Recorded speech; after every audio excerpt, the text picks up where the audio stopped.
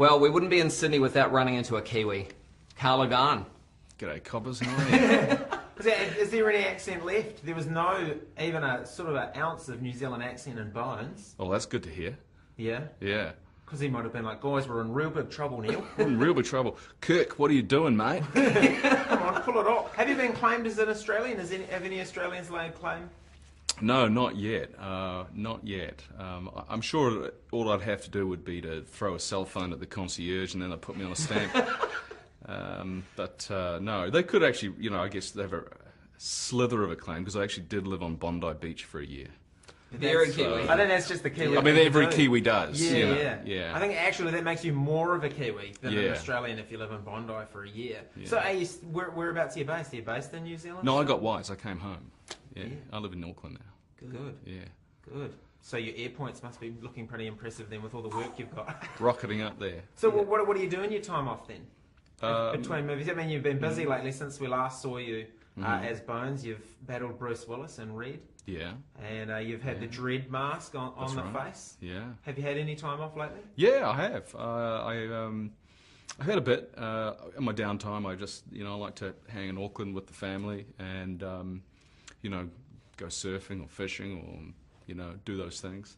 But I've been pretty busy the past year. I just shot a pilot for JJ called Human, and you know, that's just been finished now. And if that gets picked up, then yeah, we'll be super busy. Are you in with J.J. Abrams now? Is this it? We're tight, mate. We're tight. You are to J.J. Abrams what Leonardo DiCaprio is to Scorsese. There you go. Yeah. You guys are starting a little team. We're starting a team. Do you ever hark back to your Shortland Street days where it'd be rude for New Zealanders that's- to talk to someone who's I ever knew been we were on gonna Shortland go Street there, and right? ask Yeah. Bring the about Kiwis in, we're going to start talking about Shortland Street. Paramedic Jay, we're here like at the press Jamie. conference for a huge blockbuster movie. Yeah. We want to know about what you Let's did on talk Shortland about Street Shortland 20 Street. years ago. Yeah, wow. What's the question? do you ever think back to your days on Shortland Street or hark back to it for a little bit of... No, I don't. But you know, that being said, it's amazing how many Kiwi actors have, you know, come through that, and I think that it's a wonderful place to you know, learn the technical aspects of, you know, of being on a set, and I'm grateful to have had that opportunity. Did you watch any more of the original Star Trek series before filming this one? Because you were very, very Bones, very DeForest in this one. Did you watch a lot of the old episodes? No, I didn't actually, and I didn't even do that for the first one. I had actually, like 2 years before I even knew that JJ was making Star Trek, I showed the original series to my son.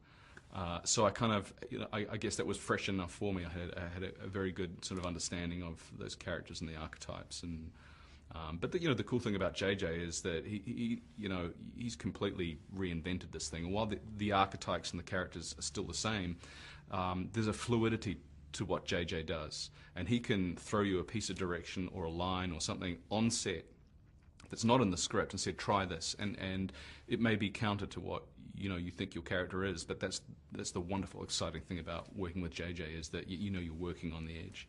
And you're going to be working with them a little bit more. Yeah.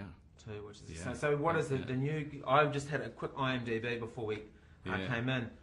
It's human cops team up with robot cops. In the future. It's you know, the show that we shot the pilot for is called Human, and it is about it's human cop, and he's teamed up with this synthetic, an android. It's set 46 years in the future, and you know what drew me to the project, apart from working with JJ again and working with Joel Wyman, who was the showrunner on Fringe, was this basic concept that, you know, we kind of explore the territory as a human race where we realize that the genie is out of the bottle and we can't get it back, and that's frighteningly scary and interesting. So yeah, I'm looking forward to it. And it's robot cops and RoboCop, the original RoboCop, is in Star Trek. Yeah, some How cool you is know, that? some synergy going on Yeah, there. it's all, was that pretty amazing? Seeing Yeah. What, seeing... Peter, the RoboCop. Yeah, I mean, how incredible was that? He's an amazing guy. Yeah. I got to know him a little bit, just a little bit, and he blows me away. He's Because he's incredible. not just RoboCop, is he? He's got like PhDs and Yeah, he's a Amazing guy. real rocket scientist. Spanish history and all Yeah. sorts of things. And what about Benedict Cumberbatch, Yeah. whose role is a little bit mysterious before Yeah. people see the movie? And no spoiler alert. No spoiler. He plays a character called John Harrison, who is this intergalactic terrorist, and arguably the most talented member of the Beatles. Right. Yeah, but I don't want to give too much away. Is that what he is? He's a mix of two of the Beatles. Yeah, John Harrison. Wow, he can do the backup guitar and the lead guitar and the singing. That's scary. That is a genetic amalgamation of terrifying proportions. Yeah. So, what do you think of him as the the villain in Star Trek? He's phenomenal. I mean, the great thing about Benedict is, first of all, he's an extraordinarily gifted actor. Secondly, his character is not just a two-dimensional baddie. I mean, you understand why he's doing what he's doing, and you may even empathize it. You don't agree with his methods, obviously, but you can understand it, and I think that's what makes him formidable and scary, and so interesting. And he's has these sort of superhuman abilities, and he's just better at everything, and that's what's scary. And what about it wouldn't be Star Trek without the babes? Are you a Zoe man or an Alice man? Because I mean, they're catering to That's everybody. a loaded question. As a married man, that's a lose-lose question, isn't it? I'm just, as a married man, diverting the question to somebody else, so I can just agree with you rather than Also get in trouble. Yeah. Or the woman with the tails, because there's women with tails. That's not. I don't think that's a spoiler alert, but there are women with tails in this. Yeah. In this movie. So no answer as a married man? It's all good. It's a very dangerous question. As a married man, I can't believe you question. asked that to another married man. No, I just hope the women that we're married to don't see this at any stage. So is there any rumours of another Star Trek? Well, I mean, that would be wonderful. I mean, I kind of feel that we're it'll be a bit preemptive. We're just at the point where we're releasing this film, and our film now becomes your film. Yeah, if it finds an audience, I'd love to come back and make more. We just have so much fun making these. And what do you think is the more impressive?